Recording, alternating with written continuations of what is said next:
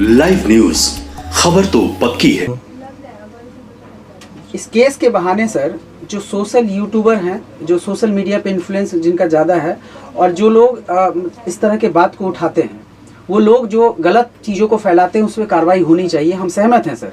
लेकिन जो लोग इस तरीके से काम कर रहे हैं और दो पैसा उनको यूट्यूब से आ रहा है सर, कहीं कहीं बेरोजगारी के इस दौर में अगर वो काम कर रहे हैं तो सर किनको प्रॉब्लम है? क्या ये सोशल मीडिया पे लगाम लगाने की कवायद तो नहीं है सर?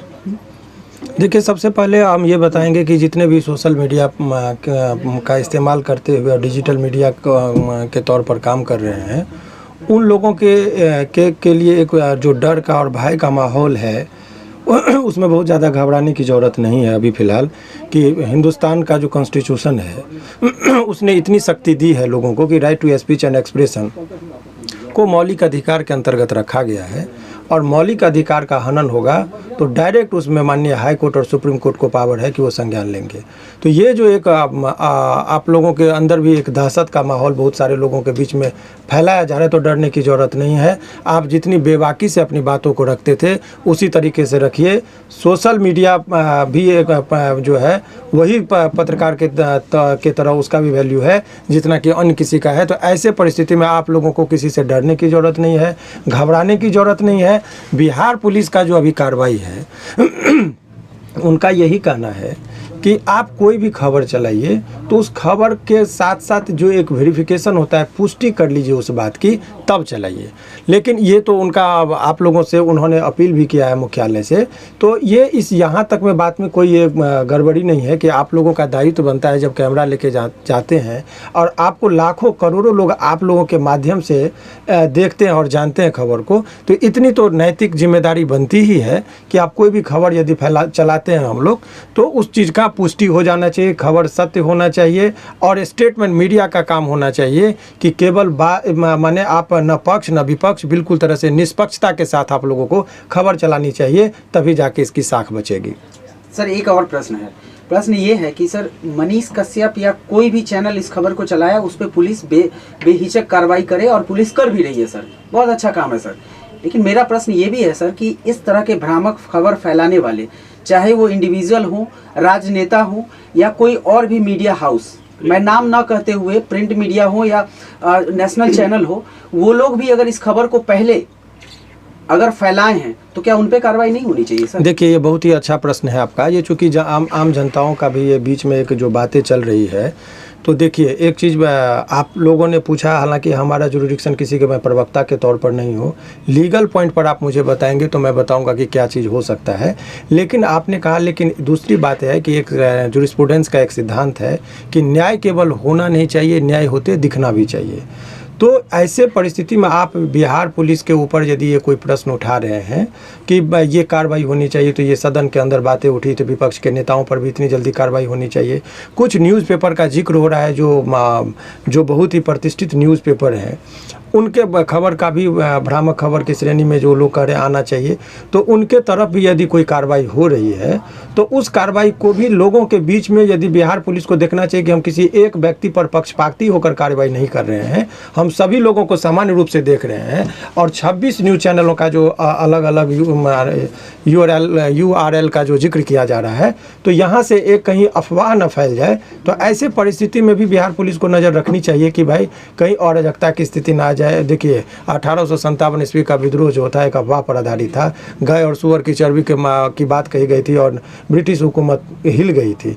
तो अफवाह यदि है तो अफवाह को फैलने नहीं देना, ये भी जो है शासन और प्रशासन का काम है। तो एक अफवाह को आपने दबाने के लिए दूसरा अफवाह भी आ रहा है बाहर कि कुछ खास व्यक्ति को टारगेट करके ये कार्रवाई की जा रही है।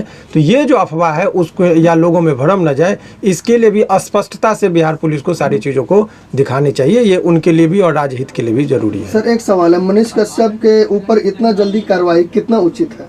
देखिए, अब ये जो आप लोगों ने बात कहा, उचित और अनुचित का फैसला माननीय न्यायालय में होता है। लेकिन प्रक्रियात्मक जो बातें कही गई है, सामान्यतः यदि किसी व्यक्ति के ऊपर यदि कुर्की जब्ती का मामला होता है तो उससे पहले FIR होने के बाद अनुसंधान के दौरान पुलिस क्या करती है, सामान्यतः वारंट लेती है। पहले तो 41A का नोटिस दिया गया, 41 का ए का नोटिस में क्या है, ऑनरेबल सुप्रीम कोर्ट ने अभी एक मार्गदर्शन दिया था और मार्गदर्शन में देने के बाद उन्होंने कहा था कि 7 वर्ष से यदि किसी व्यक्ति को 7 वर्ष तक की सज़ा का प्रावधान है, उसमें डायरेक्ट गिरफ्तारी नहीं होनी चाहिए, उनको 41 ए के तहत लाभ मिलना चाहिए, पुलिस को बचना चाहिए।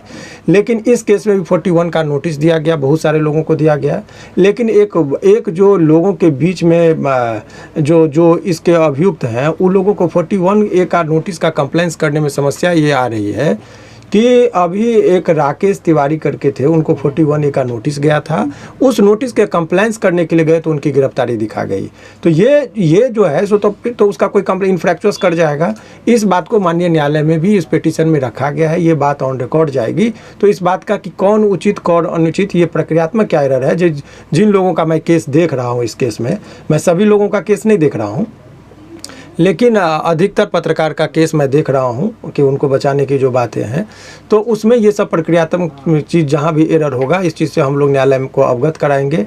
और ये जो है सो जहां कहीं भी ये एरर करेंगे तो उस चीज़ का जो है सो हम लोग न्यायालय के समक्ष बात को रखेंगे और न्यायालय ही तय करती है कि गलत और सही। हमारा बात होता है कि अपनी बातों को वहाँ पे रखना और जोरदार तरीके से रखना।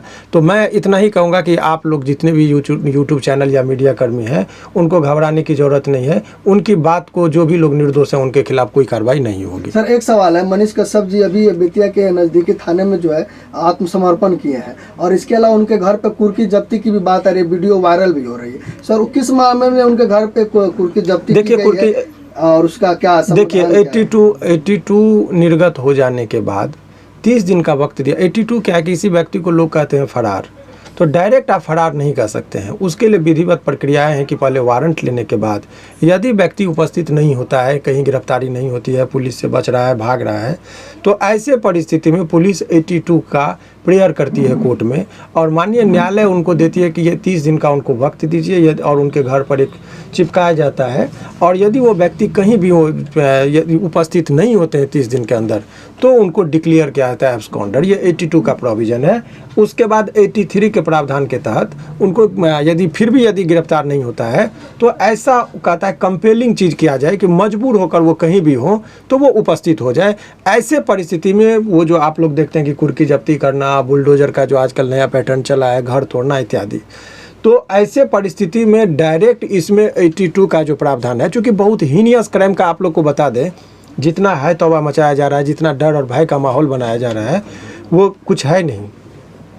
और इसमें FIR का भी जो है सो जो हम लोगों ने न्यायालय में जो बातें को जो पिटीशन का जो पार्ट बन रहा है कि जो सेक्शन लगाया गया है उस सेक्शन में सभी लोगों के विरुद्ध मामला नहीं बनता है। जैसे 26 लोगों की जिक्र हो रही है, अज्ञात में बहुत सारे लोगों का नाम बताया जा रहा है, तो उसमें सेक्शन में क्या क्या प्रॉब्लम है, क्या जो सेक्शन है उसका इंग्रेडिएंट इनके खिलाफ फॉल कर रहा है कि नहीं कर रहा है, तो तमाम चीज़ वो कोर्ट में और न्यायालय में आता है, तो वहाँ पर हम लोग बात करेंगे। अभी आप लोगों को बताएंगे तो वो उसमें सुधार हो जाता है, तो फिर वो अभियुक्त को निकलने में। से मनीष कश्यप को पटना कब तक? देखिए ये ट्रांजिट रिमांड की बात होती है। वो CRPC में प्रोविजन है कि यदि कोई व्यक्ति कहीं गिरफ्तार होता है तो 30 किलोमीटर से अधिक का यदि उनको दूरी तय करनी होती है तो वहाँ से जो संबंधित जुडिशियल मजिस्ट्रेट होते हैं उनसे अनुमति लेने के बाद वो ट्रैवलिंग किया जाता है। तो ऐसे परिस्थिति में जो है सो उनको यहाँ पर लाने से पहले वहाँ से अनुमति ली जाएगी और उस अनुमति के बाद यहाँ पर माननीय पटना न्यायालय में जो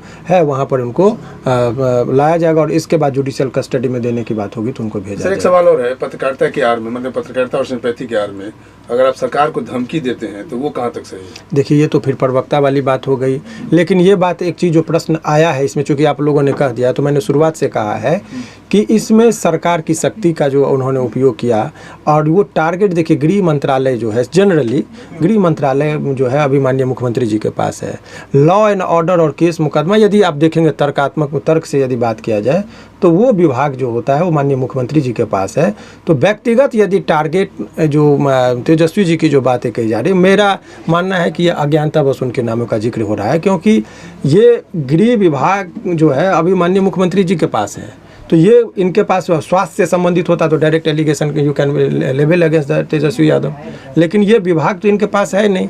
तो क्यों हो रहा है इस चीज़ का जवाब यदि हम देंगे तो ये पॉलिटिकल हो जाएगा, इसलिए उस पर मेरा बोलना उचित नहीं। क्या कोई पत्रकार सर 180 दिन में किसी का सरकार गिरा देगी क्या? ये तो आप लोग तय करेंगे, इसमें मैं क्या। सर एक सवाल है कि पुलिस का कहना है कि मनीष कश्यप पे जो गिरफ्तारी हुई है या जो कार्रवाई हो रही है सिर्फ इसलिए नहीं हो रही है कि गलत पत्रकारिता की है इस मामले में, बल्कि वो एक आदतन अपराधी हैं और पत्रकारिता के आड़ में अपराध को ही अंजाम देते हैं हर दिन। इसको कैसे देखते हैं? देखिए, जब एलिगेशन लगता है तो विभिन्न तरह की बातों का एलिगेशन लगता है, तो ये आरोप प्रत्यारोप का बात है। देखिए, ऑन रिकॉर्ड बातें जो होती है, कोर्ट में डायरी का क्या पार्ट आया, एफआईआर का पार्ट क्या, अनुसंधान में क्या आया, सीजर लिस्ट क्या बना, उतना ही पर कोर्ट में बहस करना होता है। बाकी जो बातें हैं ये गॉसिप है, बातचीत का अंश होता है कि उसने क्या कहा, तेजस्वी को क्या कहा, तो ये उसका पॉलिटिकल चीज़ है। कुछ लोग सिंपैथी, कुछ लोग नफरत, बहुत सारी बातें होती है।